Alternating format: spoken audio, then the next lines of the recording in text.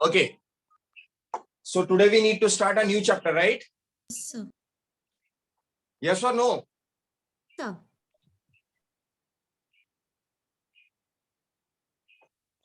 We need to start ecology, right? Yes, sir. Okay. और जैसा कि मैं एक्सपेक्ट कर रहा हूं कि आप लोग थोड़ा सा पढ़ के भी रेडी होंगे.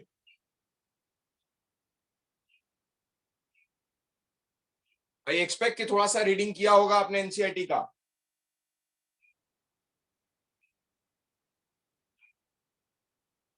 यस और no?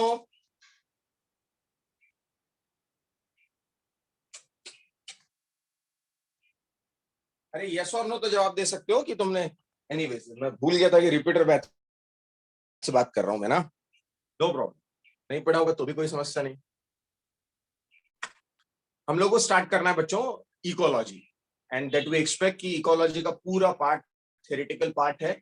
So what I personally expect और based on last few years experience, मुझे लगता है कि word to word, statement to statement question सीधे सीधे फ्रेम हो रहा है इकोलॉजी के एनसीईआरटी से.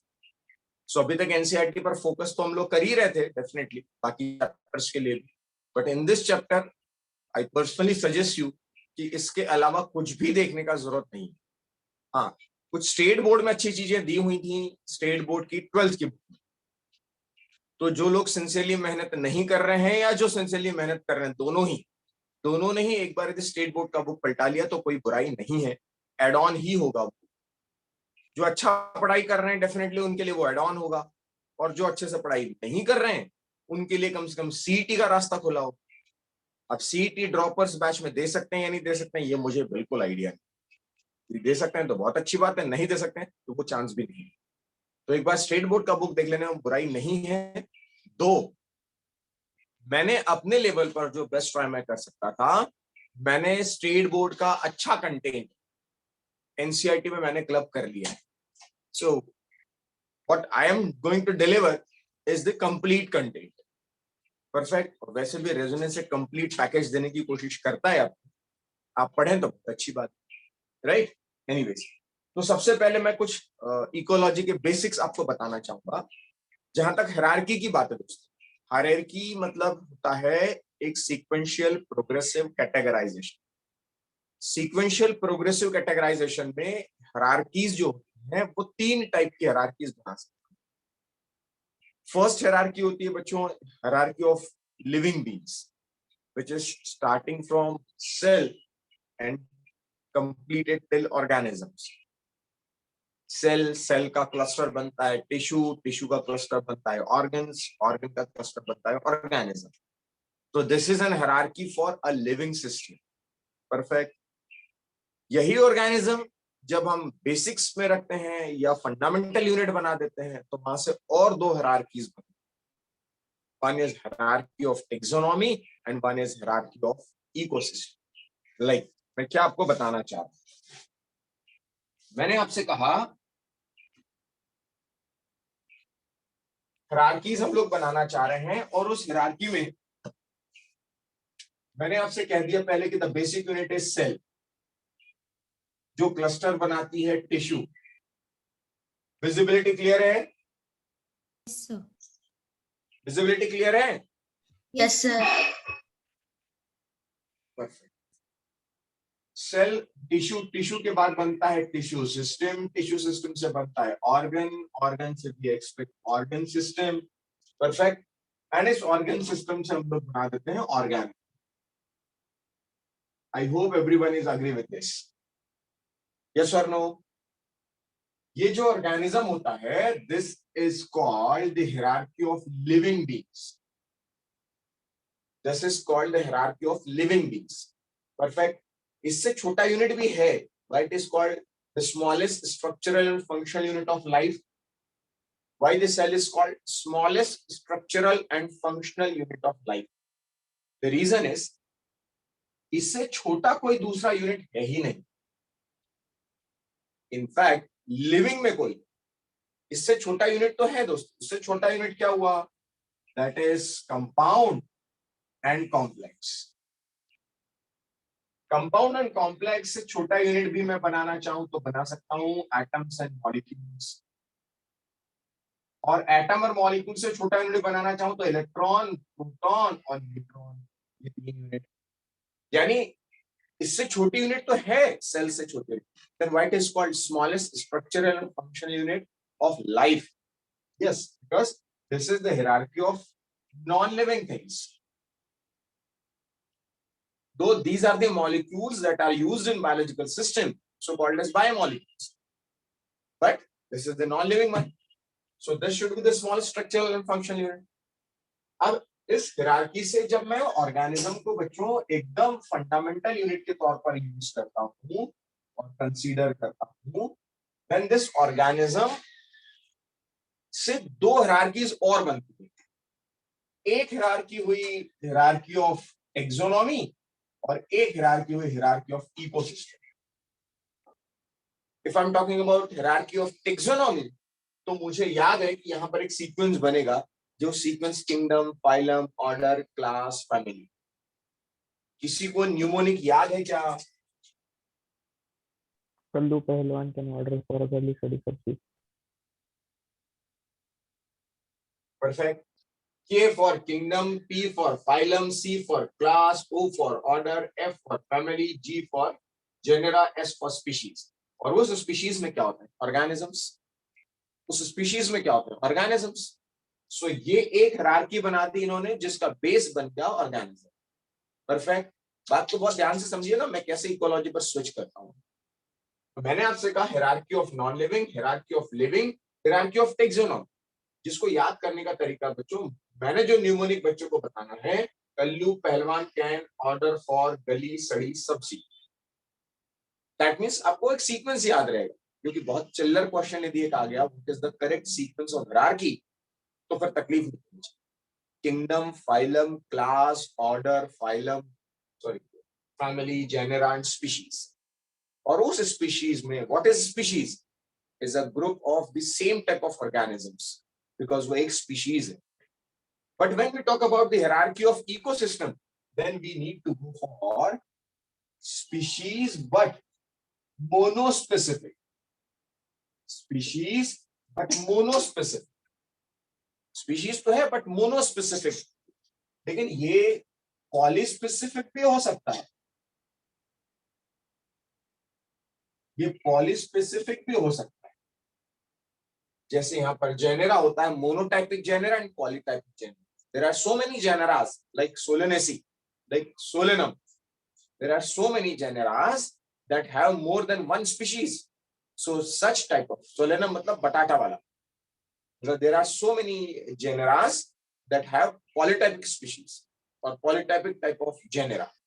ऐसे यहाँ पर मैंने बता दिया species that is monospecific or polyspecific. So in terms of hierarchy of ecosystem, but I should emphasize this monospecific organisms group should called as population. यानी ऑर्गेनिज्म जिससे मैं स्पीशीज कह दूं, तो स्पीशीज का वो ग्रुप जो मोनोस्पेसिफिक टाइप का, that should be called as population, and the species group of polyspecific type that should called as what? Community. Community. Right? So this should be organism, population, community. और इससे भी ऊपर यदि मैं जाऊं तो ऐसा कम्युनिटी का क्लस्टर, यानी पॉपुलेशन में तो एक ही टाइप की स्पीशीज, लेकिन कम्युनिटी में से कई टाइप की पॉपुलेशंस हो सकती. परफेक्ट. और इस कम्युनिटी के ऊपर जाऊं तो कहीं ना कहीं उसमें मुझे उस एरिया का, उस सराउंडिंग का फ्लोरा और फौना भी काउंट करना होता है. यदि मैं वो फ्लोरा और फौना को कंसीडर कर रहा हूं, तो ऐसा community cluster is known as biome. Is known as biome. That community cluster in which I am considering flora and fauna. Flora represent करता है सारे प्लांट कम्युनिटी को और fauna कंसीडर करता है सारी एनिमल कम्युनिटी. तो यदि मैं फ्लोरा और fauna दोनों कम्युनिटीज कंसीडर कर रहा हूं और वहां का वेजिटेशन मैं बता रहा हूं फॉर दैट पर्टिकुलर एरिया और for that particular geography, then I am discussing about or I am telling you about biome. ऐसे बायोम मिलकर एक अपने आप का स्फीयर क्रिएट करते हैं. ऐसे बायोम मिलकर अपने आप का एक स्फीयर क्रिएट करते हैं, जोन ऑफ इंटरैक्शन क्रिएट करते हैं. and that zone of interaction is known as sphere, which can be either in three patterns, either of the pattern. किस टाइप का स्फीयर हो सकता है? वो स्फीयर या तो लिथोस्फीयर हो सकता है बच्चों, या तो वो एटमॉस्फेयर हो सकता है, या वो हाइड्रोस्फीयर हो सकता है.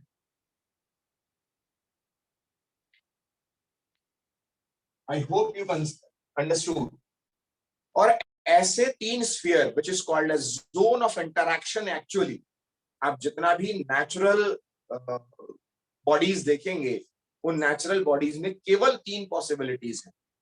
उनका जोन ऑफ इंटरैक्शन या तो पूरी तरह से एक्वेटिक होगा, या तो उनका जोन ऑफ इंटरैक्शन पूरी तरह से टेरेस्ट्रियल होगा, या तो उनका जोन ऑफ इंटरैक्शन पूरी तरह से एयर एटमॉस्फेयर में. But ultimately this is the zone of interaction. Since I am considering about the living beings, मैंने कहीं भी अभी अबायोटिक फैक्टर को कंसीडर नहीं किया, मैंने कहीं पर भी नॉन लिविंग फैक्टर को कंसीडर नहीं किया, because right from this I am telling you about the living system. क्योंकि यदि मैं अबायोटिक फैक्टर को कंसीडर कर लेता तो मैं उसमें एक और पार्ट बनाता, that is ecosystem. Because ecosystem is not purely the composition और the organization of living beings. it considered the abiotic factors like temperature, soil, pH, etc. So still I'm on the track of living hierarchies. So monospecific population, polyspecific population, biome, that makes a zone of interaction. And since it is the zone of interaction between living beings, it should be together called as what? It should be called as biosphere. The biosphere. Perfect. The largest entity,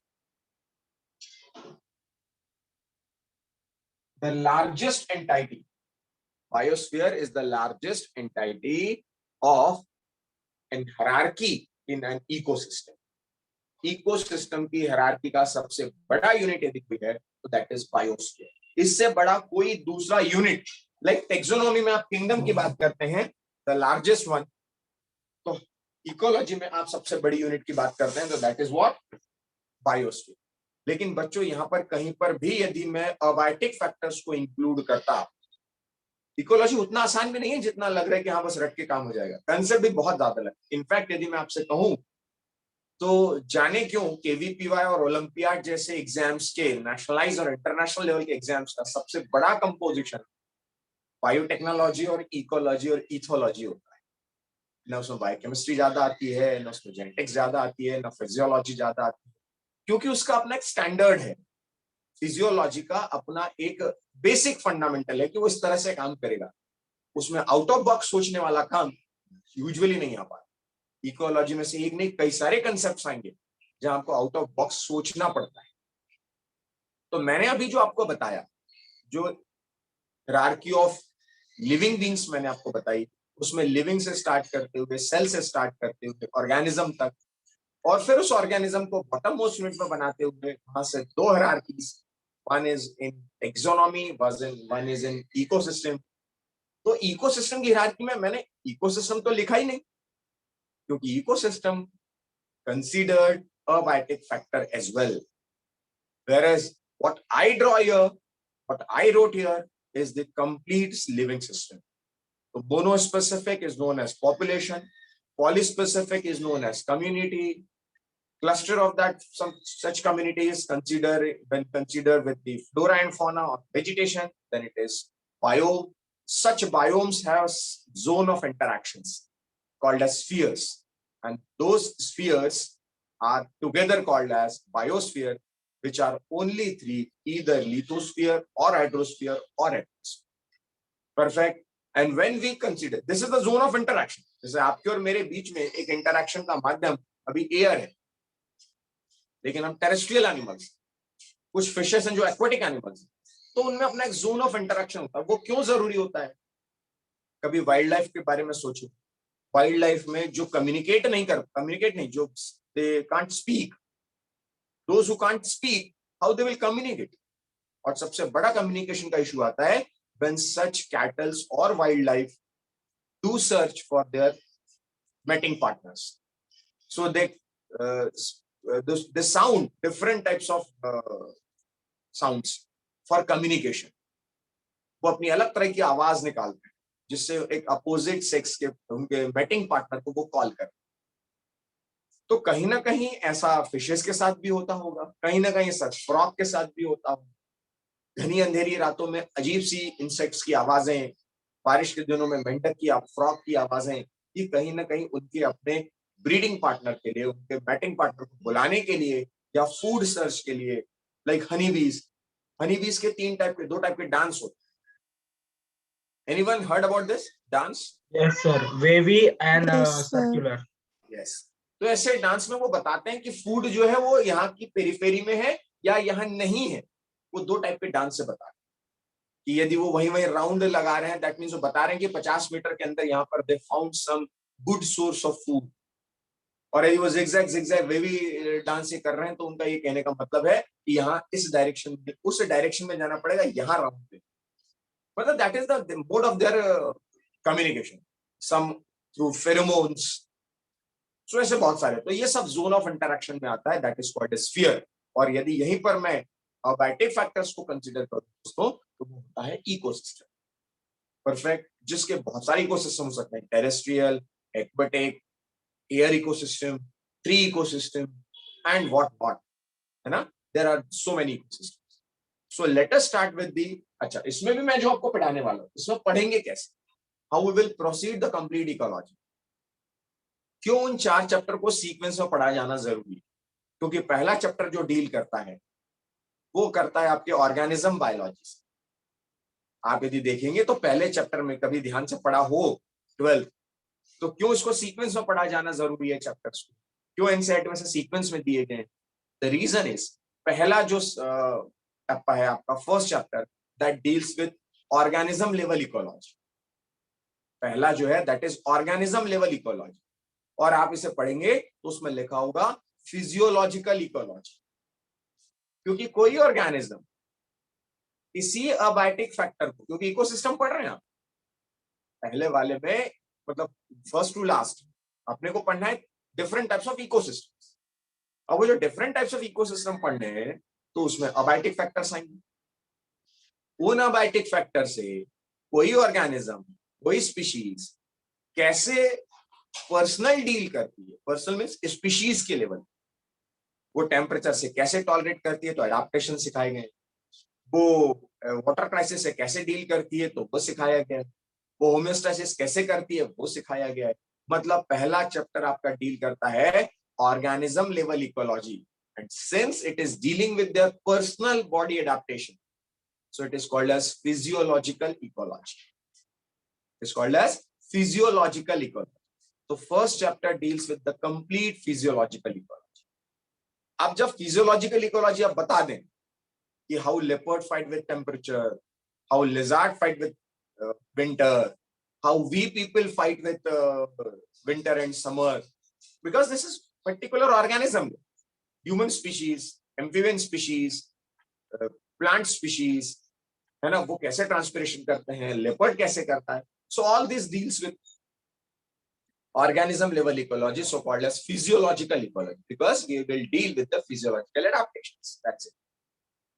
Then in the next part of first chapter itself, in the next part we will deal with some populational characters, not with species level, not with organism level.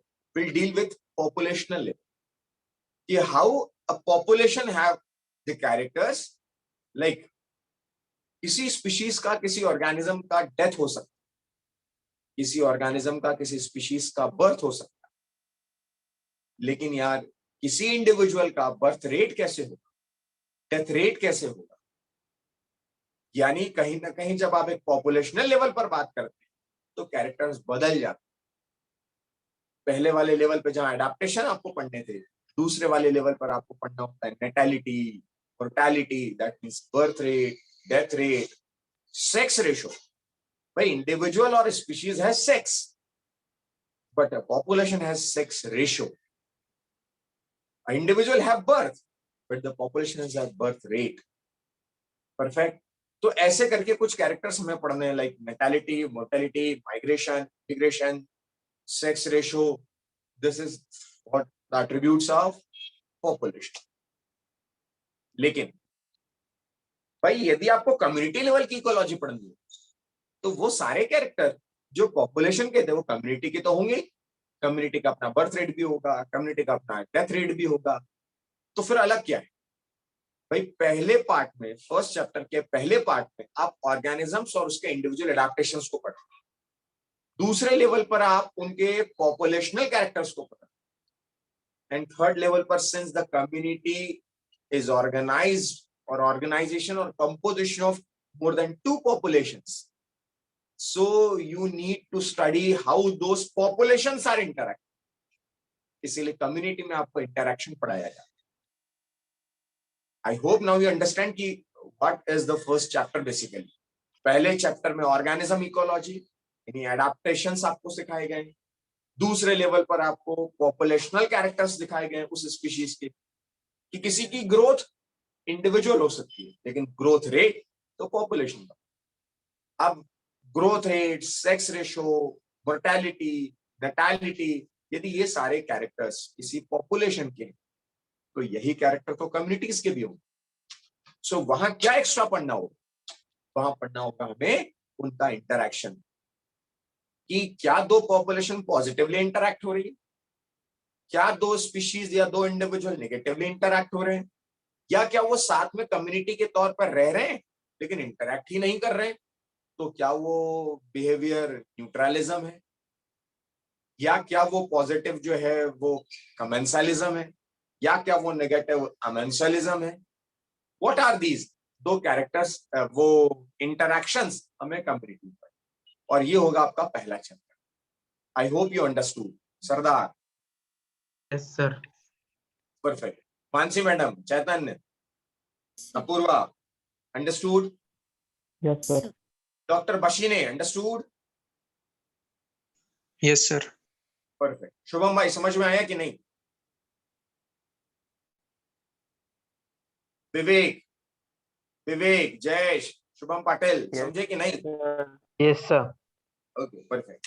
चलिए, तो मैंने आपसे पहले chapter का एक general basic brief किया. मैं अगले लेवल पर जाता हूं सेकंड चैप्टर में, तो आपको पढ़ना होता है इकोसिस्टम की प्रोडक्टिविटी क्या है, मतलब इकोसिस्टम के कंपोनेंट्स क्या है, उनमें एनर्जी फ्लो कैसे हो रहा है, इंटरैक्शन के बाद उनमें एनर्जी फ्लो कैसे हो रहा है, उनकी प्रोडक्टिविटी कैसी है, वो डिकम्पोजिशन करके रिसाइकलिंग कैसे करते हैं.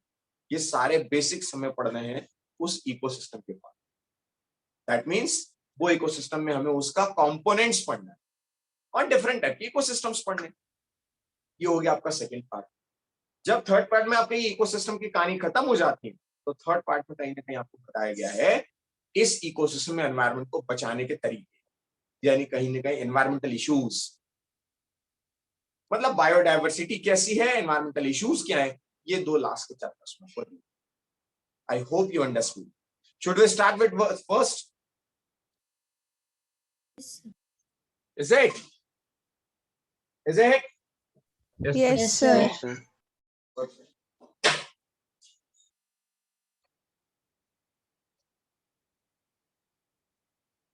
चलिए बच्चों, तो सबसे पहला जो पार्ट है उसके लिए मुझे कुछ आपको टर्म्स लिखवानी है.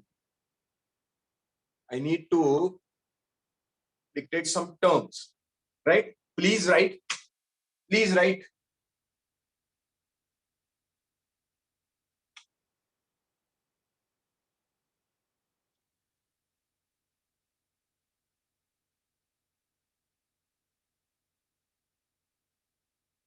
Okay, ready? Yes, sir. Okay, the first term will be ecology. First term will be ecology. Get fast. The second one is ecosystem. Rashi, are you there? Yes, sir. Srishti, Gauri, Khushi, Prateek, Yes, sir. Vivek, Yes, are you there? Yes. Okay, perfect. yes, sir. Dr. Khedkar. चलिए, हाँ sir. आपने लिखे होंगे 3 words. Rohan भाई सुन रहे हैं आप कि नहीं? हाँ सर। ओके, मैंने आपसे कहा पहले ecology, then ecosystem, then ecosphere, then biosphere, या इकोस्फीयर लिखने के बजाय इकोस्फीयर के ऑब्लिक में लिख लीजिए biosphere.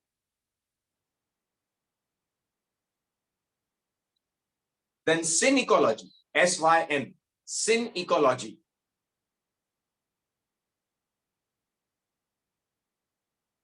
Then ought ecology, AUT, ought ecology.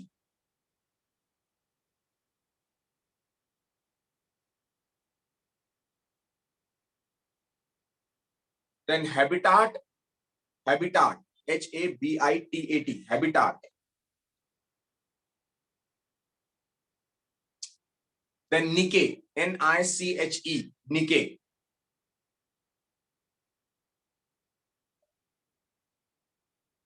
उस निके में ब्रैकेट में लिख दीजिए स्पेशियल, SPA, स्पेस वाला स्पेशियल, स्पेस वाला special, SPATIAL, special. Then traffic, TROPHIC, traffic. And then hyper volume और मल्टी डायमेंशनल निके, हाइपर वॉल्यूम और मल्टी डायमेंशनल निके।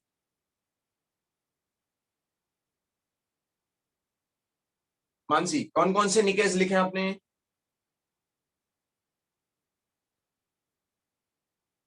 Spatial, trophic, hyper and multi-directional.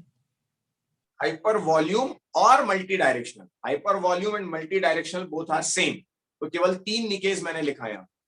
एक लिखाया मैंने आपको special niche, the other one is trophic niche, the other one is multi dimensional और hyper volume niche. Perfect. चलिए नेक्स्ट लिख लीजिए नेचुरल इकोसिस्टम, या इकोसिस्टम जहां पर भी लिखा होगा वहां लिख दीजिए ब्रैकेट में natural and artificial, natural and artificial.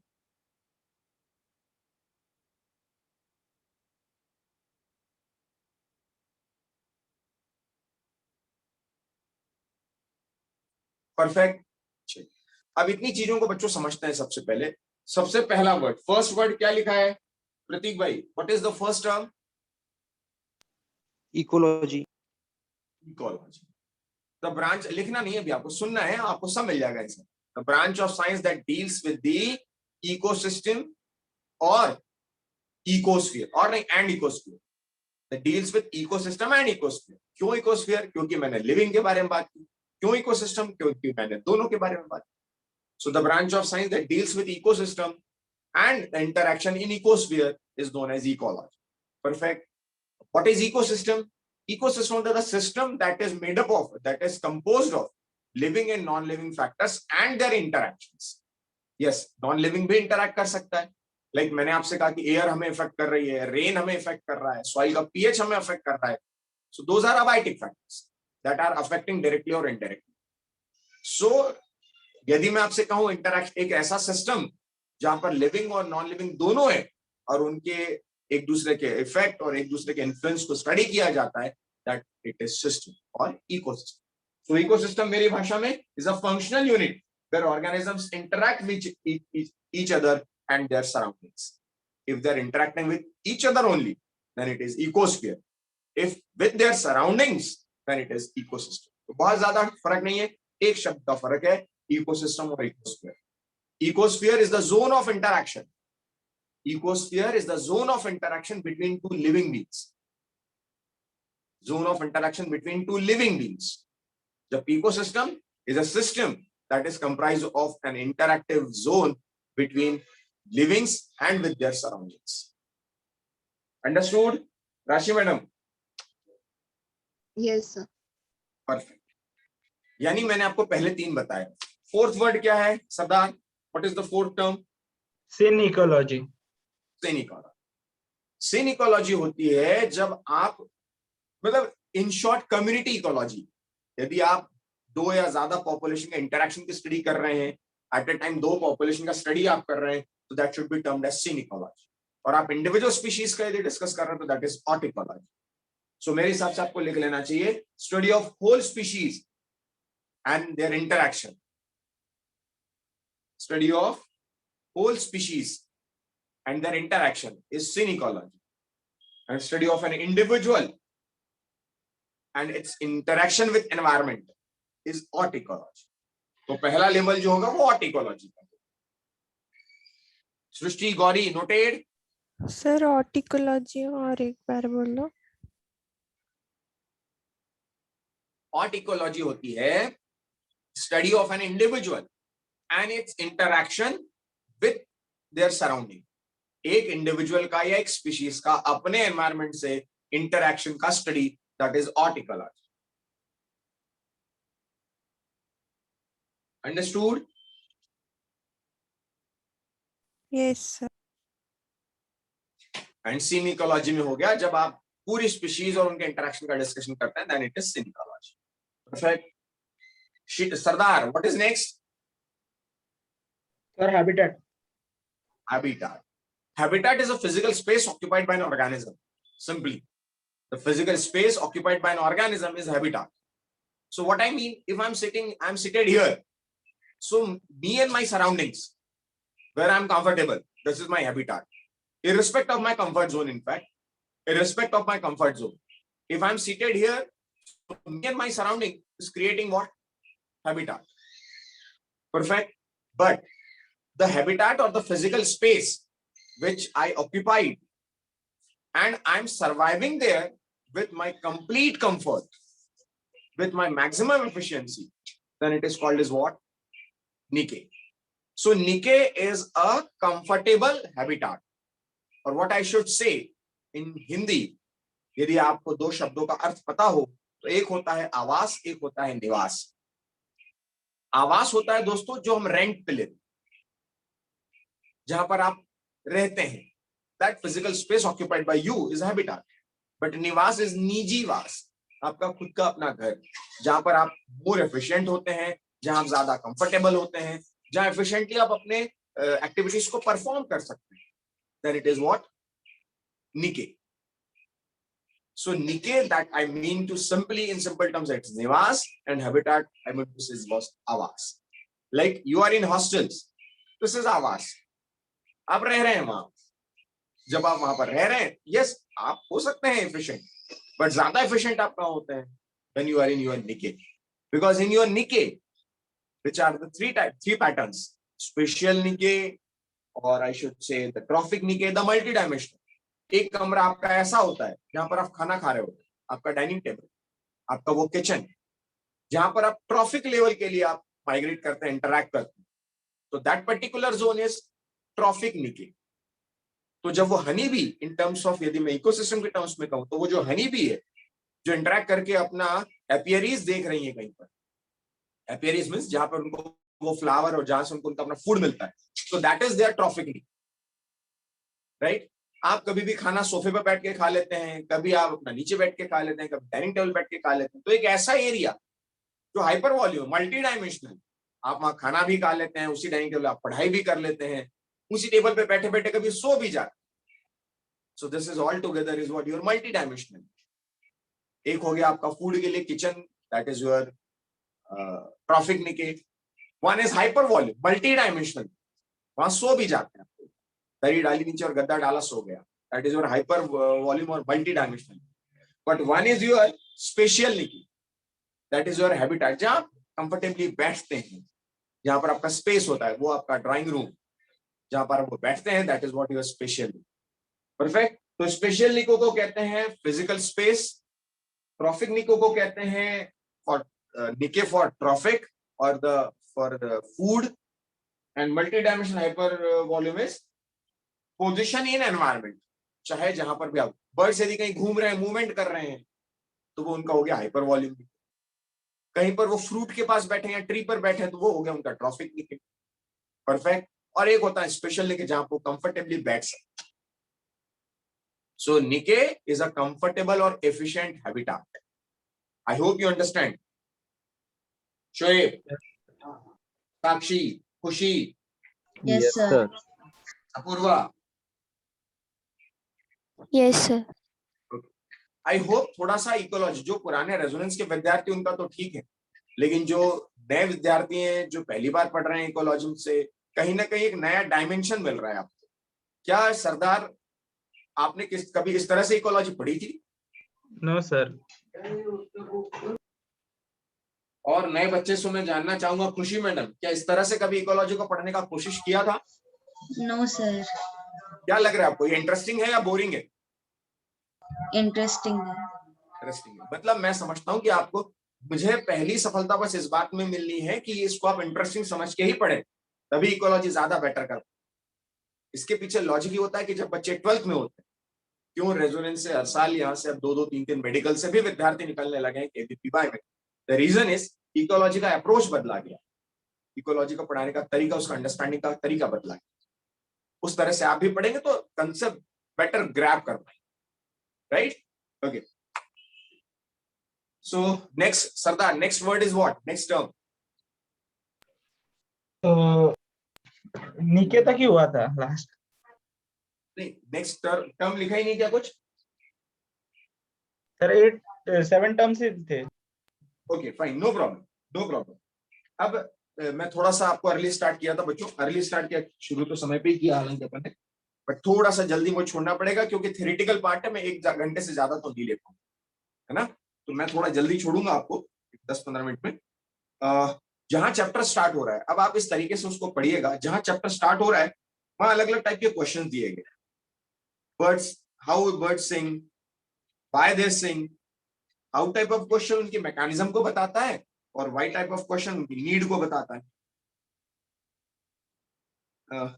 Vice box, birds need to communicate with the mate during breeding season. Why are night blooming flowers generally white?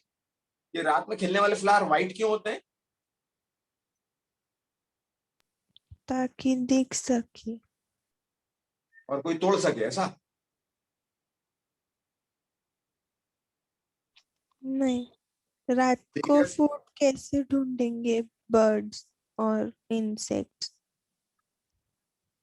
That is basically not for the search of food, my dear. This is for pollinating agents.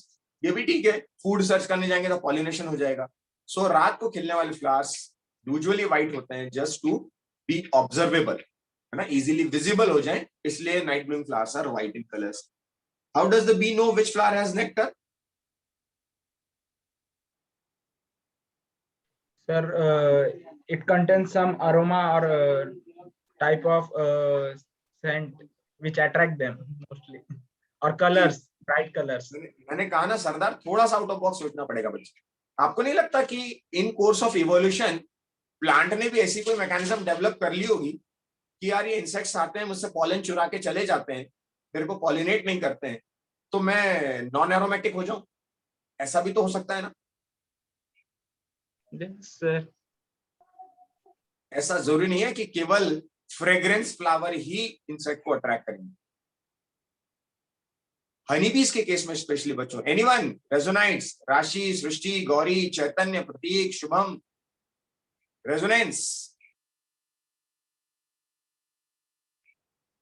Unfortunately वो orchid के plant के साथ उसको, वो flowery में female जैसा दिखता है, इसके लिए मैं उसके क्या पास- पूछ रहा हूँ गार्गी, आप क्या बता रही हैं? मैं आपसे सीडो कॉपुलेशन नहीं पूछ रहा हूँ, मैं केवल ऑर्किड और बीज के कम्युनिकेशन को नहीं पूछ रहा हूँ, उनका तो स्पेसिफिक इंटरेक्शन जहां पर नेक्टर स्टील किया जाता है, चुराया जाता है, या वो सीडो कॉपुलेट करके अपना पॉलिनेट करवा लेते, वो specific relationship. I am in general asking how bee search their food. क्या बी केवल उससे लेती है क्या, ऑर्किड से ही लेती है क्या? No sir. एनीवेज, अनफॉर्चुनेटली याद नहीं आ रहा बच्चों को। बच्चों, मैंने sexual reproduction in flowering plants last year राशि जब पढ़ाया होगा, तो राशि मैंने वहां लिखवाया है कौन से कलर को अल्ट्रावायलेट में वो कैसी देखती है हनी बी। राशि हाँ सर। लिखवाया है? चैतन्य,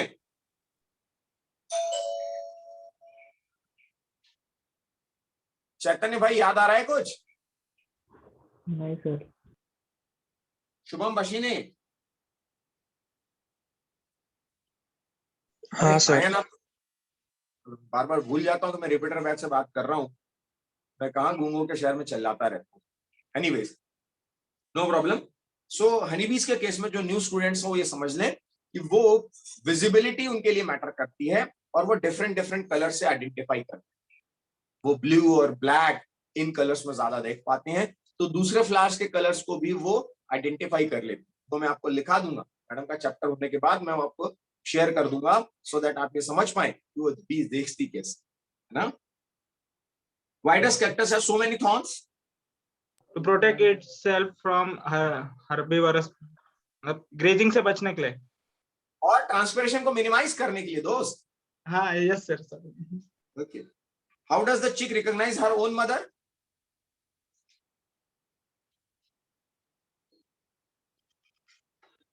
How does the chick recognize her own mother? How do you recognize your own mother when you were a very kid?